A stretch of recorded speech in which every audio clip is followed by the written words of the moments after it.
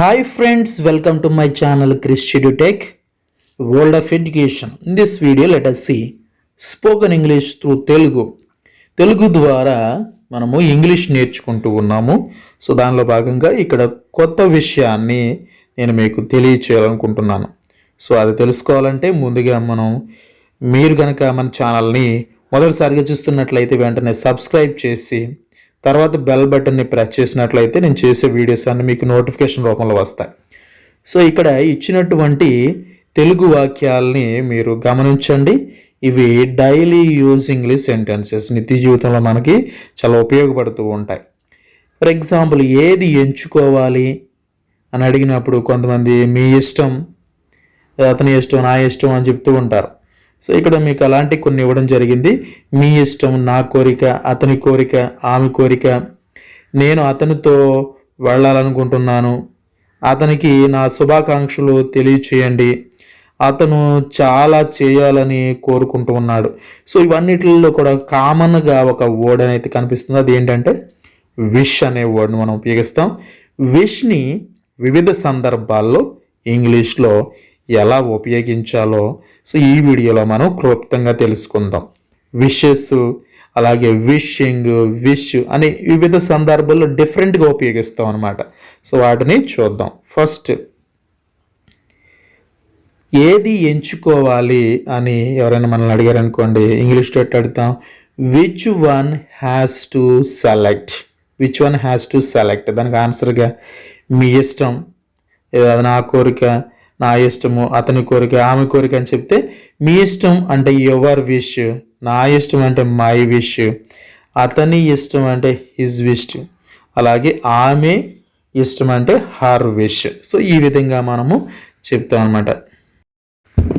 Next one, వారు మాతో చేరాలని కోరుకుంటున్నారు. సో ఇక్కడ వారు కోరుకుంటున్నారు అంటున్నాం కాబట్టి they wish to join us. They wish to join us, వారు మాతో చేరాలని కోరుకుంటున్నారు.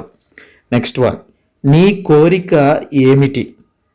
నీ కోరిక ఏమిటి లేదా నీ ఇష్టం ఏంటి అని కూడా అడగవచ్చు మనం.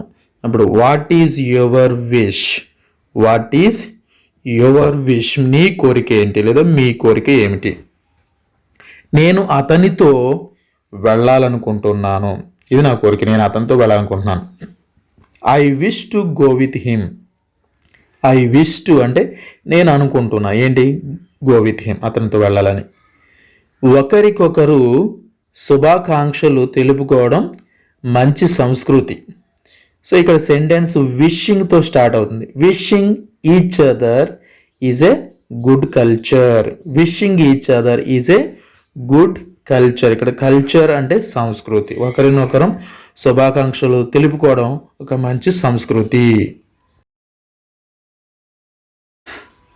నెక్స్ట్ వన్, అతనికి నా శుభాకాంక్షలు తెలియచేయండి. Convey my wishes to him. ఇక్కడ విషెస్ అని వాడాం. కన్వే అంటే తెలియచేయండి. Convey my wishes to him. అతను చాలా చేయాలని కోరుకుంటున్నాడు. అతను చాలా చేయాలని కోరుకుంటున్నాడు. He wishes to do so much. He wishes to do so much, ఇది సింపుల్ ప్రజెంట్ టెన్స్లో ఉన్నాను కాబట్టి హీ విషెస్ అని. మీటింగ్లో ప్రతిరోజు నా బృందం ఒకరికొకరు శుభాకాంక్షలు చెప్పుకుంటారు. My team wishes each other every day in the meeting. My team wishes each other every day in the meeting. Next one, batting చేసే ముందు బ్యాటర్లు ఒకరికొకరు శుభాకాంక్షలు తెలుపుకుంటారు. Before batting the batters wish each other. Before batting the batters wish each other. ఇక్కడ batters అంటే batting చేసే.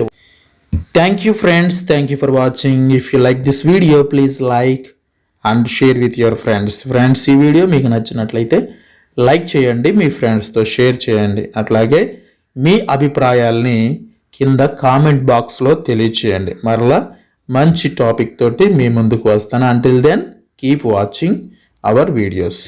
Thank you. Will meet again in the next video.